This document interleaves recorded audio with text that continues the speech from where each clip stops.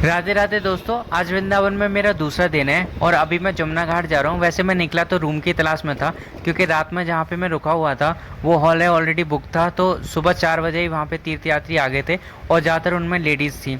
तो वैसे भी वो रूम है, मुझे चेंज करना था, तो मैं रूम की तलाश में ही आया था। क्योंकि वहाँ के जो होटल के मालिक हैं उन्होंने भी एक दो जगह ट्राई करने की कोशिश करी कि मुझे ग्राउंड फ्लोर पर रूम मिल जाए, बट यार वहाँ पर कोई रूम ही नहीं मिला। तो उन्होंने बोला आप ही कोई तलाश कर लो, अगर आपको वहाँ मिल जाए तो आप चेंज कर लेना।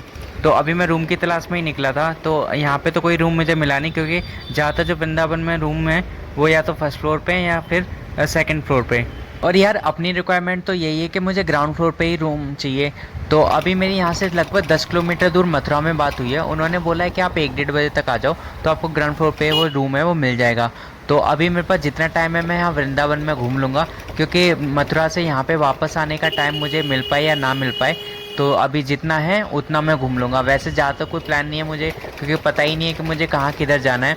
अभी मैं पहले जमुना जी घाट जाऊँगा, क्योंकि मैं रात में गया था तो बस थोड़ी देर के लिए गया था, इतना देख भी नहीं पाया था। तो अभी सुबह सुबह का टाइम है, तो पहले जमुना जी घाट जाऊँगा, उसके बाद अगर कहीं घूमना होगा तो वहाँ चला जाऊँगा। ये सुबह सुबह का टाइम है, इसलिए काफ़ी सारी बाज़ार की जो दुकानें वो बंद है, लेकिन भक्तों की भीड़ है वो सुबह से ही शुरू हो चुकी है। यही होता है यार, इधर उधर देखने के चक्कर में मैंने गूगल को देखा नहीं, और अब मुझे लग रहा है मैंने एक गली वो पीछे छोड़ दी है और अब मैं दूसरे रास्ते पे आ गया हूँ, तो मुझे यहाँ से बैक लेना पड़ेगा।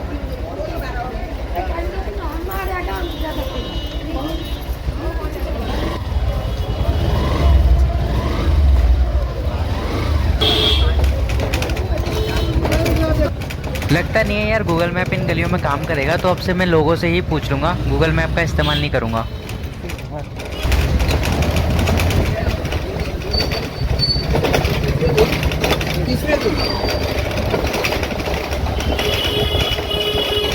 भैया भैया भैया, यमुना के घाट पे जाना हो तो, यमुना घाट पे जाना हो तो। मुश्किल नहीं है, लेकिन रास्ता थोड़ा कंफ्यूजिंग है, क्योंकि गांव की गलियां हैं, तो अगर एक भी कट गलत ले लो तो दूसरे रास्ते पे पहुंच जाएंगे। इसलिए मैं बार बार जब भी मुझे डाउट लगता है तो मैं किसी ना किसी से पूछ ही लेता हूँ। यमुना घाट,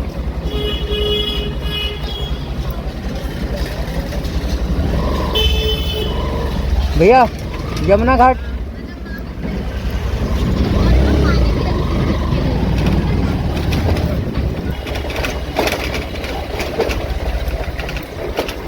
बाबा यमुना घाट पे जाना हो तो, यमुना घाट पे जाना हो तो जाएगा।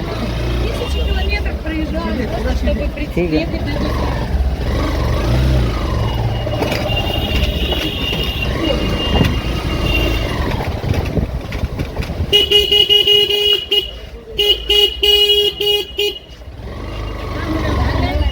यमुना घाट पे तो जाएगा भैया, यमुना घाट जाना हो तो। यमुना घाट, हाँ आप यहाँ से जाइए, जाएगा ये रास्ता। आगे मिल जाएगा परिक्रमा, ये तो सामू यमुना, ऐसे जाना है आप घाट मिल जाएगा, ऐसे जाना परिक्रमा। वृंदावन एक ऐतिहासिक पवित्र भूमि है, इसलिए अब मैं अपनी बाइक से जब मैं यहाँ पे घूम रहा हूँ तो मुझे वो चीज़ महसूस भी हो रही है कि यहाँ पे जो दुकानें हैं, जो गलियाँ हैं, या फिर जो लोग हैं, जो उनका रहन सहन है, उसमें ज़्यादा शहरीपन नहीं है, जो कि काफ़ी अच्छी बात है।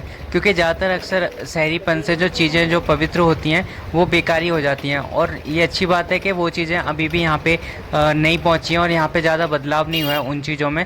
जैसे अगर आप गलियों में घूम रहे हो तो आपको गलियाँ दिखेंगी पुराने टाइप की, और वैसे ही जो दुकानें हैं या बाजार हैं वो सब पहले जैसे ही लगते हैं, और लगता है जैसे उनमें बदलाव ही नहीं हुआ है। और ये भी है कि लोग बदलाव करना भी नहीं चाहते, जो कि काफ़ी अच्छी बात है, क्योंकि अक्सर ये होता है कि बदलाव के चक्कर में जो पुरानी चीज़ों की जो पवित्रता होती है वो अक्सर खो जाती है।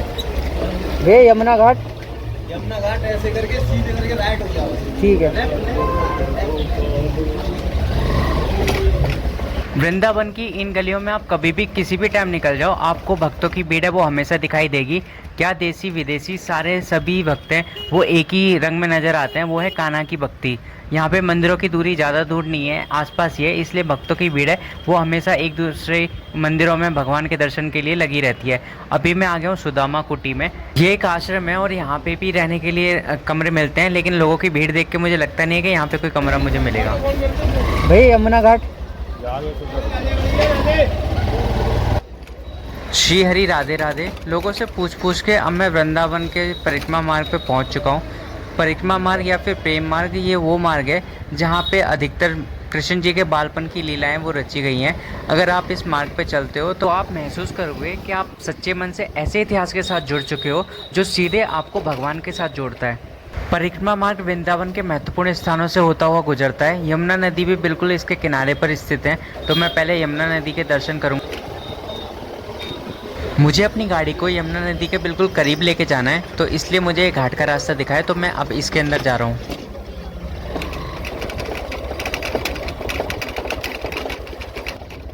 सामने आप ये जो मैदान देख रहे हो यमुना नदी का ही मैदान है। बीच में काफ़ी मिट्टी है जो कि सूखी है और नदी और मैदान के बीच में दूरी भी काफ़ी लंबी है, इसलिए मैं साइड से होके ही जा रहा हूँ। जहाँ पे मुझे गीली मिट्टी दिख रही है वहीं से जा रहा हूँ, क्योंकि अगर मैं बीच से जाता हूँ जहाँ पे सूखी मिट्टी होगी तो मेरी गाड़ी कहीं फंस ना जाए।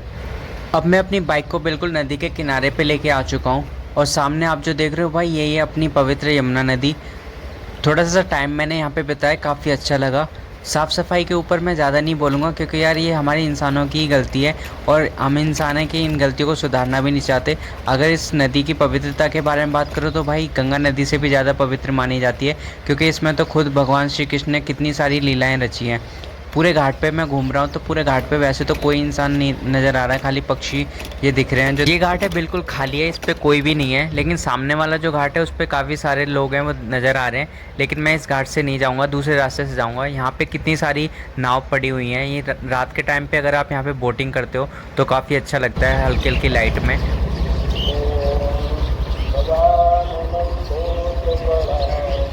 यमुना नदी के किनारे सुबह सुबह के नज़ारे और मंदिरों से आती हुई भजनों की आवाज़ें मन को काफ़ी शांति देती हैं।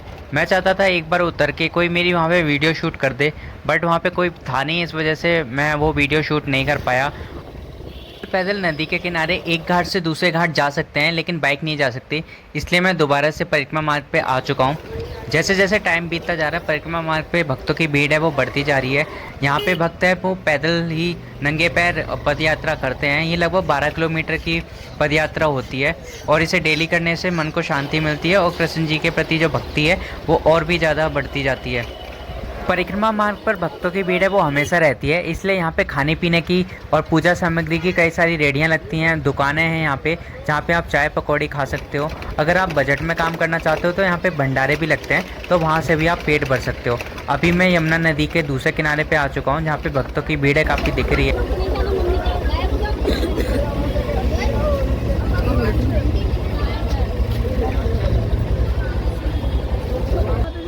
इससे पहले वाले यमुना घाट पे कोई भी नहीं था, बिल्कुल खाली था वो, लेकिन इस घाट पे लोगों की भीड़ है काफ़ी आगे तक नज़र आ रही है। काफ़ी संख्या में लोग यहाँ पे आए हुए हैं और लोग यहाँ पे आते हैं अपनी भक्ति को प्रकट करने के लिए, अपने मन की शांति के लिए, अपने आप को पवित्र करने के लिए यमुना नदी में डुबकी लगा के। अपने लिए इस बाइक को काफ़ी लकी मानता हूँ क्योंकि इस बाइक से मैंने गंगा घाट की भी यात्रा करी है।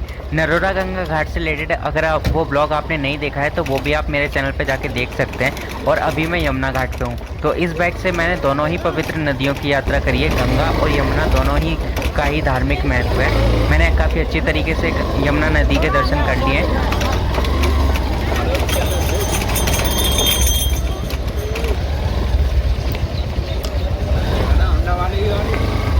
नदी के किनारे कुछ ऐसी ये दुकानें हैं जहाँ पे आप बैठ के चाय के मज़े ले सकते हैं और यमुना नदी के दर्शन कर सकते हैं। मेरे लिए जहाँ तक पॉसिबल था मैं अपनी बाइक को नदी के किनारे तक लेके जा चुका हूँ। अब मैं देखता हूँ वृंदावन में अगली डेस्टिनेशन कहाँ की बनती है। मैं लोगों से पूछ के ही जाऊँगा कहाँ तक मेरी बाइक है। मेरा प्लान यही है कि मैं बाहर से ही बाइक से दर्शन करूँगा, नीचे उतर के दर्शन नहीं करूँगा क्योंकि लोगों की भीड़ है काफ़ी ज़्यादा है, तो मैं दर्शन भी ना कर पाऊँ और दिक्कत भी हो सकती है। ये आगे तक के लिए रास्ता है, आगे तक का गाड़ी चली जाएगी बांके बिहारी मंदिर की तरफ आगे ही है, इसी वाले रोड पे ना।